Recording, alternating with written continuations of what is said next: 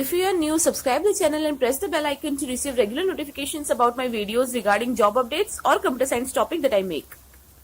Hello guys, I am Parinita and welcome back to my channel to polish your CSE concepts with me. So let's get started. Our today's video is regarding one of the important topics of compiler design, that is syntax directed translation, which is commonly known as SDT. Fine. This topic is very important to know because once you understand the concept of SDT, you will actually get to know that how the compiler works. This is actually a small topic, a simple topic, but many people are not aware of it. But you should be knowing this topic because it tells us very important things about how the compiler is working. And apart from that, it is actually a very important topic in terms of academics also, or in terms of competitive exams also. So let's see what actually SDT is. SDT, that is syntax directed translation, we can say that it is nothing but it is equal to the grammar that is given plus semantic rules. I hope you are knowing the basics about compiler design. You must be knowing what is grammar. We have already seen in our previous many videos. I have shown you the details, and I have also shown you the examples of which types of grammar are there, how the grammars are working and all those things, right? So we know that we are having grammars in compiler design that compiler understands. Along with the grammar, if we combine the semantic rules, we are getting this togetherly forms SDT. Now what do we mean by semantic rules? Semantic rules are nothing but informal notation. Okay, with the help of example we will see that you will get a better idea. Now if I talk about definition, you can say that along with the grammar we are giving semantic actions also, such that along with the parsing task, some other tasks can also be done in parallel, like code generation, intermediate code generation, expression evaluation, etc. Now what do we mean by that? We already know what the grammar is, right? For example, here you can see E gives E plus T or T, T gives T star F or F, and F gives num. You must be aware, we have already seen many examples that this formation that is shown here, it is actually known as grammar. Now what is the main use of this grammar? With the help of this grammar, we will be able to know that how or which are the strings that the compiler is parsing. So basically this grammar is used to parse the string. But what happens that if we are giving, see, these are what we are known as semantic rules. These are the things that are semantic rules or informal notation. So what is the use of this informal notation? That with the help of only grammar, we will be able to know about the parsing way or the parsing style, right? But if we are giving this semantic rules along with this grammar, this semantic rule suggests other tasks that are done in parallel by the compiler, because at a time it is not like that compiler is doing only one task at a time, right?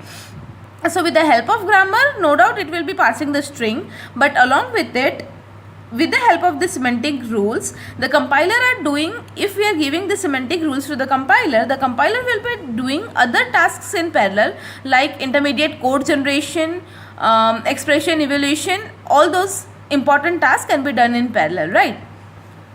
And if we are giving this grammar along with the semantic rules, they both are combiningly known as SDT, that is syntax directed translation. So simply we can say that along with the productions, we are having the actions that have to be performed, right? Now let's see with the help of example. Here one SDT is given. SDT is given means my grammar is given and along with the semantic rules are given. Here I have taken a simple example so that it will be easier for you to understand how the semantic rules are there. See, here E gives E plus T. Along with this, the rule given is E dot value this is equal to, that means here by the semantic rules we are telling that what this production exactly mean. So E gives E plus T. Its semantic rule is E dot value means what this production will do, E dot value equal to E dot value plus T dot value. Similarly, E gives T, what it will do, E dot value equal to T dot value. T gives T star F, that means T dot value equal to T dot value cross F dot value. And T gives F means its semantic rule is t dot value equal to f dot value, and f gives num is f dot value equal to num dot value. So this is the grammar, and these are the semantic rules corresponding to this particular grammar. Now which type of questions are given? For example, they have given you this SDT and they are giving you this expression, that for example this is the expression, you have to apply this expression on this given SDT, and ultimately you have to show that what is the answer. See, this SDT, if you see this minutely, you can say that this expression is the expression of equation evolution of any equation, right? So this is this SDT will be given, this expression will be given, and they will tell you that with the help of this SDT, evaluate this expression and let us know the correct result, correct answer. So how we will do it? So for SDT, I have written the rules for you here.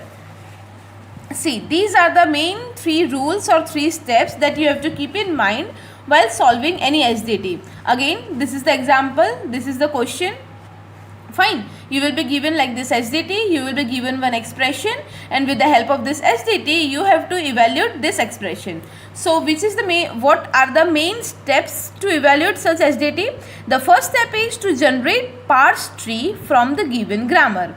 Grammar is given, we have to generate parse tree. Second, parse the tree, how? Left to right and top to bottom. Fine, I will show you how to do that. And the step 3, the ultimate step is, whenever there is a, now the second step is we have to parse, but how? Top to bottom and left to right. Okay, like that we will parse it. And while parsing, whenever there is a reduction, we have to go to the production and carry out the action. This is the important task in case of SDT, that whenever there is a reduction means whenever we are going from RHS to LHS, that is known as reduction. Now whenever there is a reduction, we have to go to the production, the given production in the grammar, and we have to carry out the corresponding action. Which action? The corresponding semantic rule that is given, right? You may understand the step, or if you find it quite confusing, then with the help of example, you will really get a clear idea. Fine, you just need to remember these steps. Okay, now let's start. What is the step number 1? We have to generate parse tree from the given grammar. Now as I told, this is the example.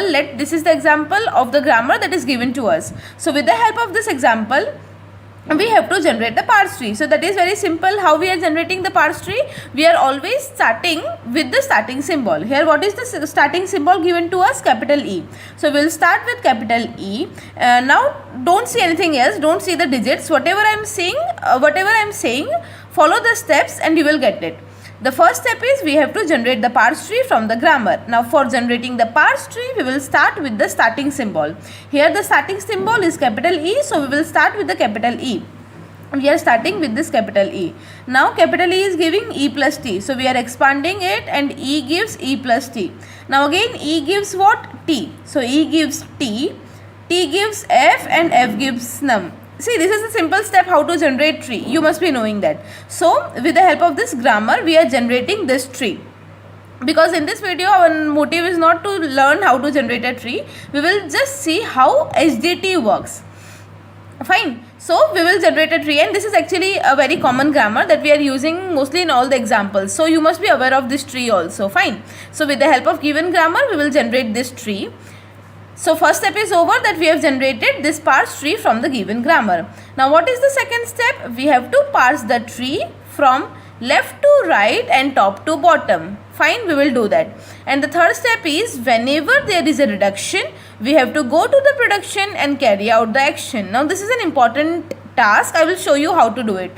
We have generated the tree, right? Now what we have to do? We have to parse the tree, and whenever there is a reduction, we have to do the action. Okay, now let's start parsing the tree. Here E gives, we are parsing, how we are parsing? Top to bottom and left to right, means like this, top to bottom. This is the way we will parse it, and left to right. Okay, now let's start parsing. E gives capital E. Okay, now what do you mean by reduction? Whenever we are going from LHS to RHS, see, this is grammar, right? From the grammar, it is you can say that these are our LHS parts, and this side, from in the right side, these are our RHS, right hand side part. These three are LHS, these three are RHS.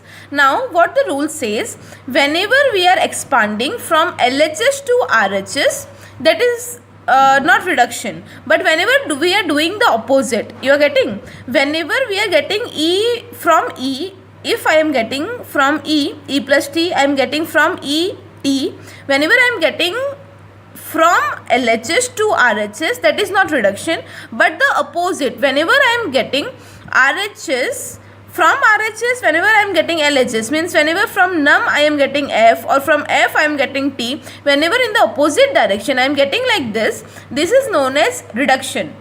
Means our RHS is reduced to our LHS. You can remember it like that. So whenever our RHS in the given grammar, whenever our RHS is reduced to LHS, that is known as reduction move.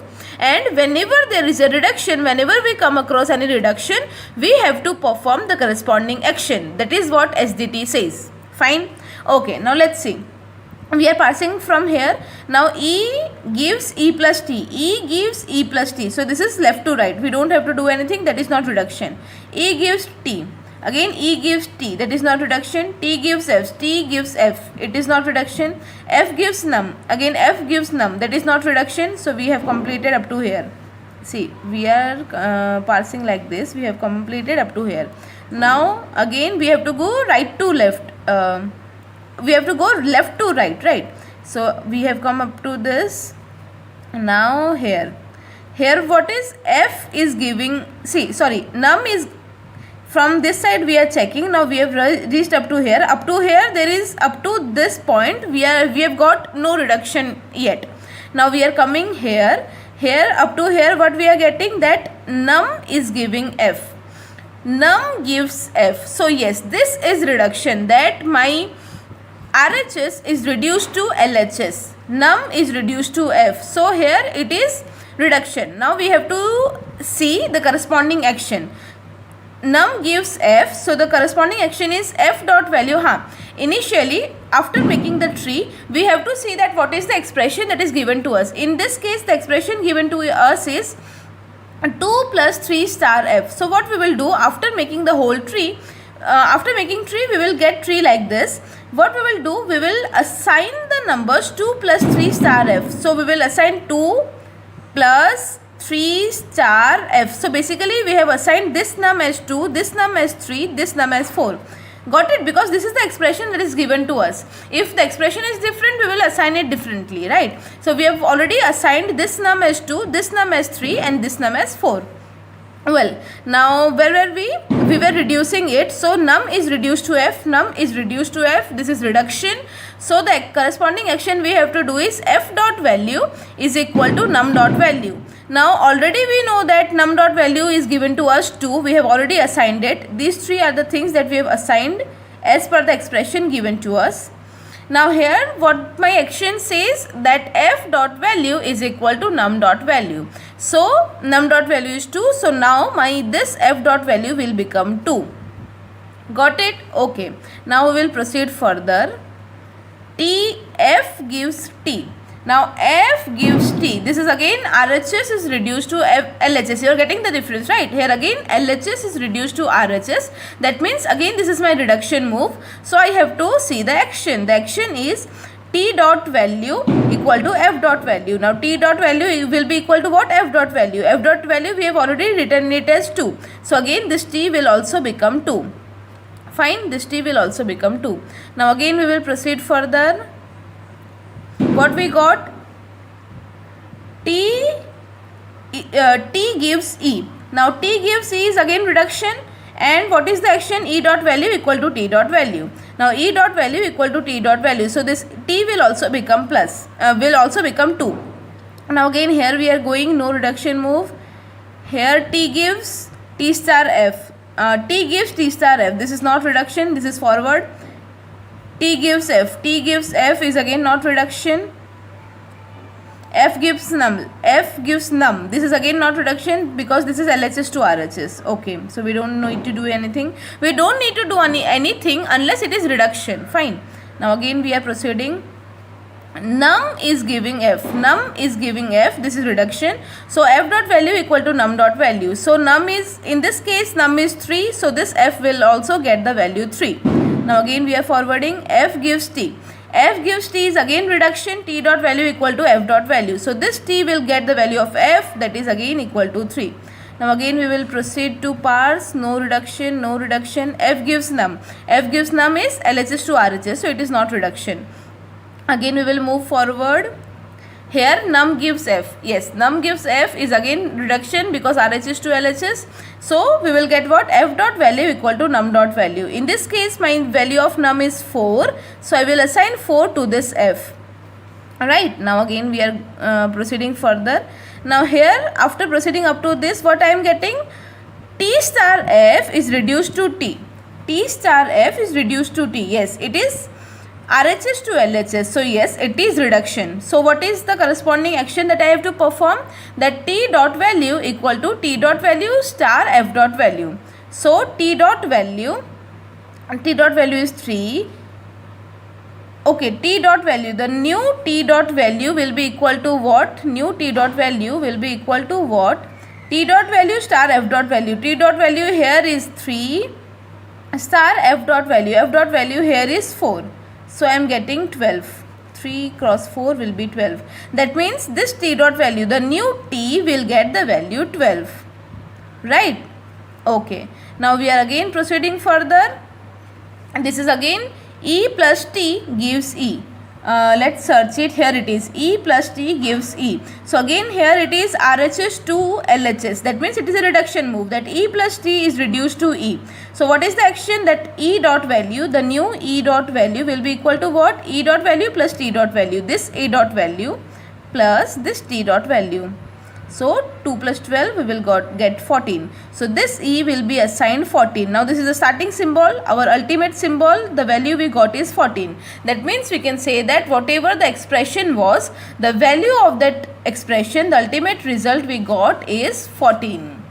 Fine. See, this is simple one. So you can verify the answer also. 3 into 4 is 12 and plus 2. So 2 plus 2, 12, we will get 14 also. So you can verify the answer. But this is the way our SDT works and this is the way you should solve. If there is any complex question also, if there is any complex question that is given to you. But if you know these steps, if you are performing these steps step by step, if you are going, you will definitely get the correct answer. Fine. So guys, that's all about SDT. If you liked my video, if you think that my video was helpful, please share and subscribe the channel and let me know that you liked it by leaving your like and comment in this video. Thank you so much.